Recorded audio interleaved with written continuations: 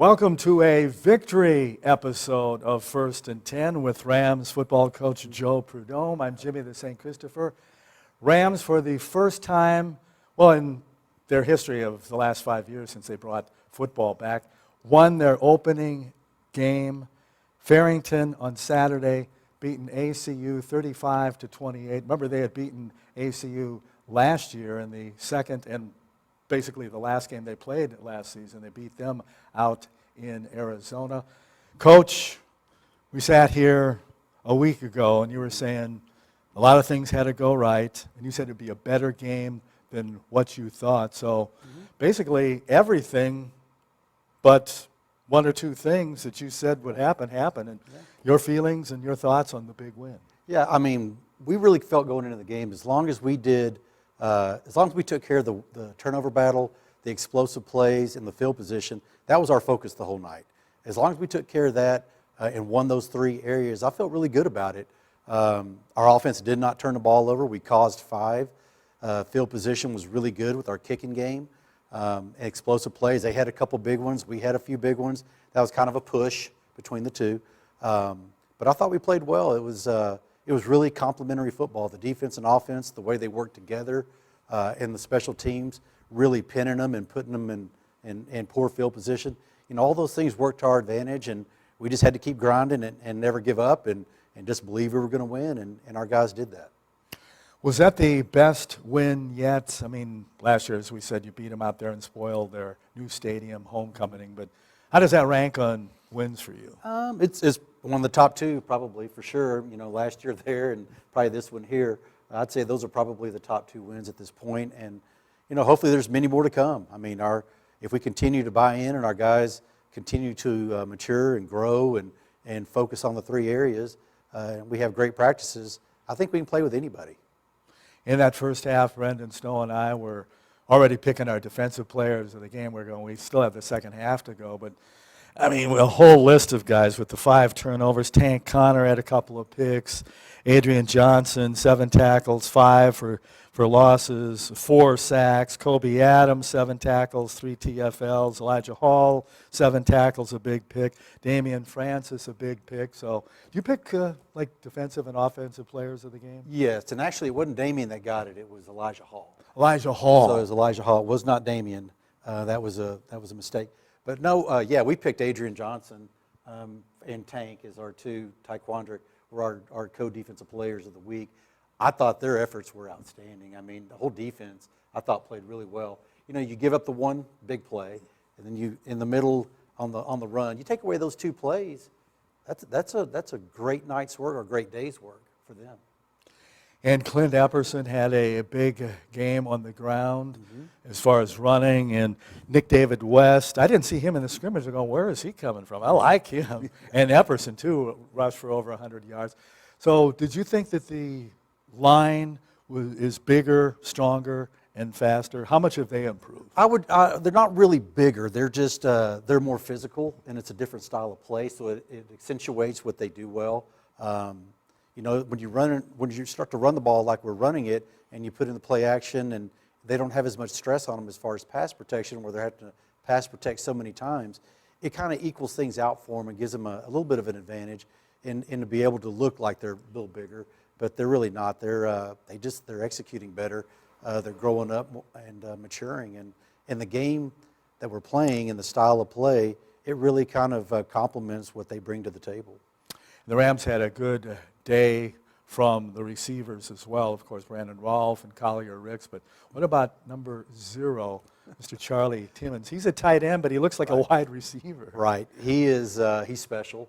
You know, he's very much of that Jimmy Graham type of tight end. And also, he sprung to the blocks for the long touchdowns, where Charlie getting in there and having the final block downfield. And Rolfe was clutch on that drive that we had to have him. He'd been pretty quiet. He was getting a lot of attention, too, defensively. I mean, they were bracketing him. But later on, when we needed those drives late, he had 2 big catches. Of course, Collier Ricks had 2 really big catches. The second one was just highlight reel type of catch. You know, and P.J. Williams had the touchdown as well as another catch. And there weren't that many balls thrown, but every one of them were really effective. And they were well placed in the game. and they were big plays for us. So, I thought they had a great game. And their blocking downfield was really good for the most of the game. So, receivers had a big game. The running backs had a big game. Dalton Dale, I thought, was very effective. I thought he got better as the game went along. He got calmer, his composure was good all day. The line protected well. Offensively, Clint had 100. Nick David West had 100. And he had the big run. And I was proud of him. He also had the big run in the scrimmage late in the second half. But they all played well. As long as we protect the football, I feel good about our chances. Yeah, I like the coolness and the calmness from Dalton Dale at quarterback. How much did playing them last year, which was your last game until Saturday's game, how much did that help for this game?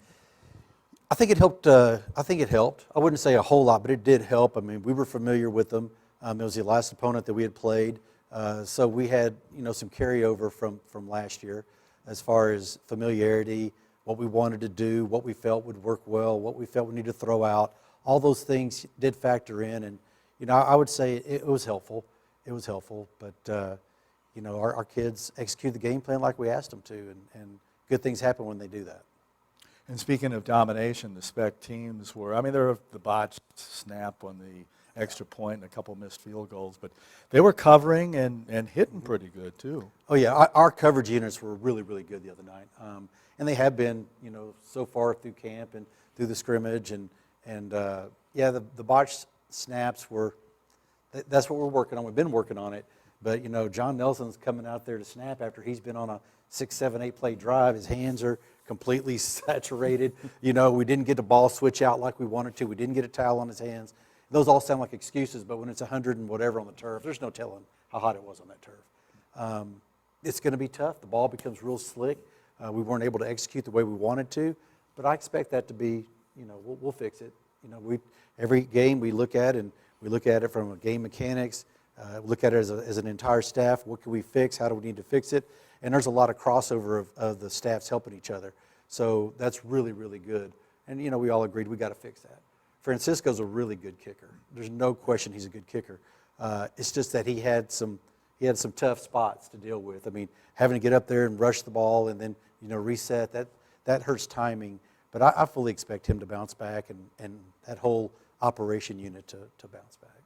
And coming in, ACU was number 1 in the SAC, number 15 in the country.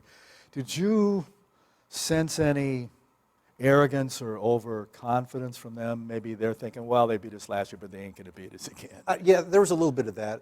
It's hard not to feel that way, Their kids keep up with the polls and what's going on and the way people are ranked, et cetera. And, they would have to feel that way, I would think. I sensed it a little bit early on, but it wasn't I don't think it carried over to the game that much. It may have given us a little bit of an edge early, but that's a very mature, experienced team, and they read the polls, of course, and they felt that way. You look down, we're ranked 7, and kind of like we discussed last week. I don't put a lot of stock in preseason polls, especially this last year, simply because you had that whole COVID situation going on. You had people not playing a lot of their players, or they were playing guys. Some were able to navigate it better, some weren't. Some had different protocols in place. So some guys were playing for schools that definitely wouldn't play at this school, based on what was going on. So that whole process of that poll, I think it's hard to really gauge it. I didn't put a lot of stock in it. I do believe that those top teams are really good teams. I think some of those lower teams are really good teams. So to me, it's just it's a week-by-week deal. How big was the Rams' almost 9 minutes of time of possession? Big. I think the time of possession can't be overstated. We kept our defense off the field. There were times that we had to end up punting or whatever, but we were able to flip the field. But in those conditions, as hot as it was and as muggy as it was taking a lot out of the players. So you wanted to get your defense off the field as much as you could. You can say, well, your offense probably got tired. They do, but that's why it's called offense. They're on the prowl.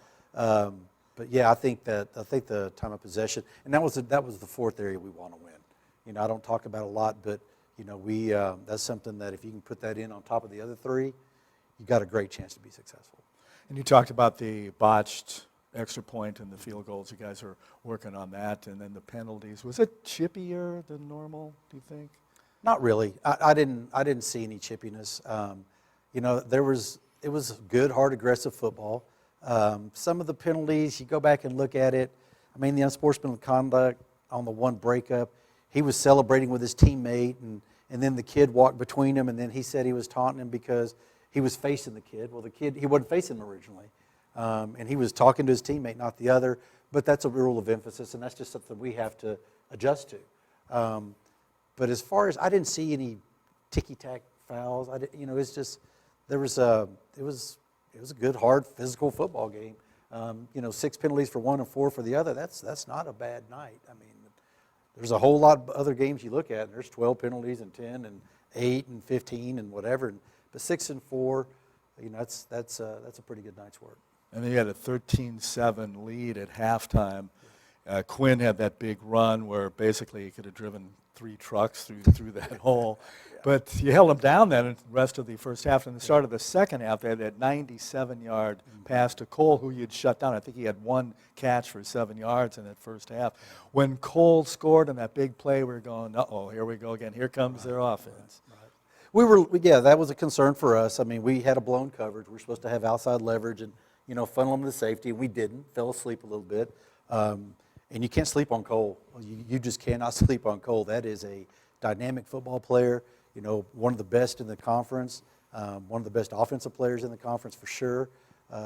And there was a little bit of that body language, and it worried me a little bit coming out of the second half, you know, because you get in there, you get cooled off a little bit, you can take a deep breath, and then you worry about the energy level reigniting because it was, like I said, it was tough conditions for both teams. So, yeah, the third quarter was not good for us. But, you know, we came back and bounced back, and the defense made plays, caused some more turnovers when they needed to.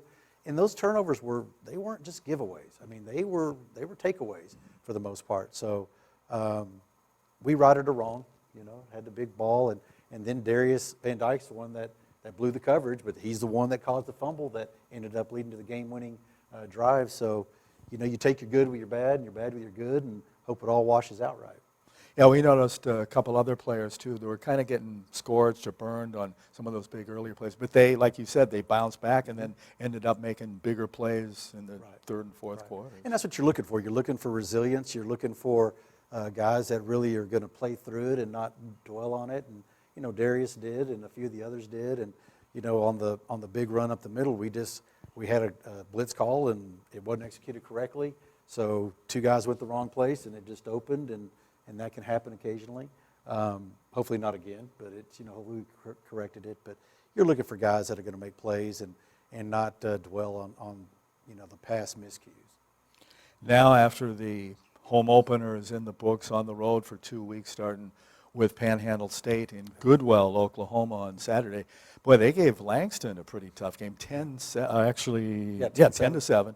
So how do you see the Aggies? Well, the Aggies got a good football team. They're fast on defense. They're going to give you a lot of different looks. They're very aggressive. They blitz. They bring it from a lot of different angles. They cover well. Defensively, they're really, really strong. Their offense is getting on track. They've kind of, you know, hadn't quite got it going all the way yet. They've got a big old strong offensive physical line, some skilled guys that can go. Their special teams are really, really fast. We're going to play well again. I mean, there's just no question we're going to play well. We've got to win the time of possession. We've got to win the turnover margin. We have to win the explosive plays and the field position battles. Nothing changes for us as far as what we have to do to be successful. And if we're not successful on one of those areas, it could be a long day for us. You know, they've had a tough game with Langston, had a tough game with Ottawa.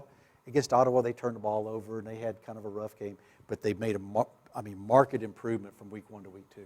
So I fully expect that Coach Majeski and those guys are going to make even bigger strides from week 2 to week 3, and for them. And we got to really up our game, you know, to be successful. How big of a difference is it going from high-scoring ACU to probably not as much high-scoring with Langston? I mean, correct that, with Panhandle State. You know, that's our style of play will fit that. I mean, our style of play with what we're doing, As long as our offense and defense remain complementary and the special teams makes plays, we have to be prepared to play any kind of game, low scoring, high scoring, kind of in the middle, slugfest game, track meets. I mean, we're built for all of it if we can handle it. But, if we win, just check our 4 boxes. If we can do that, we feel good about it. But I do expect it to be a lower scoring game. I expect the points to be at a premium. I expect it to be a tough ball game for both of us. Now, Labor Day week, does that change the practice schedule for this week? Just a little bit. I mean, for us, it was instead of lifting way early in the morning and then late in the afternoon to avoid the school day for weights, we put everything towards the middle of the day, tried to knock it out, give them a little more time to rest, give some more treatment, try to get them to take care of their bodies and to get back to their academics coming off the weekend. Those are kind of the point of emphasis. Other than that, Tuesday through Thursday is going to be the same. Coach, well, good luck this week at practice and jumping on the bus Friday and heading up there. Yeah, we're going to go and stay in Amarillo. We're going to take him to the Big Tech Steakhouse and let him see that. We were able to get a really, really good deal, but a lot of those kids have never seen a rattlesnake live, and they got one down there, and they could watch some of those guys, who come in, the patrons trying to eat a 72-ounce steak or whatever. So for me, that's a really good spectator sport. I'm not getting involved in it, but I think it'll be fun for our guys. Give them a college experience on the road, get up the next day and get on to Goodwell and, hopefully play really, really well. So it's Panhandle State and Texas Wesleyan Saturday. Catch it on ramsports.net. And, hey, go get number 2 in a row. Maybe we'll have another victory edition of 1st and 10 next week. That's definitely our goal. We're going to go week to week. This is, last week's in the books. This week is our whole focus. So we'll see what happens. Thanks to Coach Joe, Ricky Dotson, Kenneth Flowers, Ryan Keating, and his staff. For Coach Joe Prud'homme, Jimmy the St. Christopher saying we'll see you next week on 1st and 10.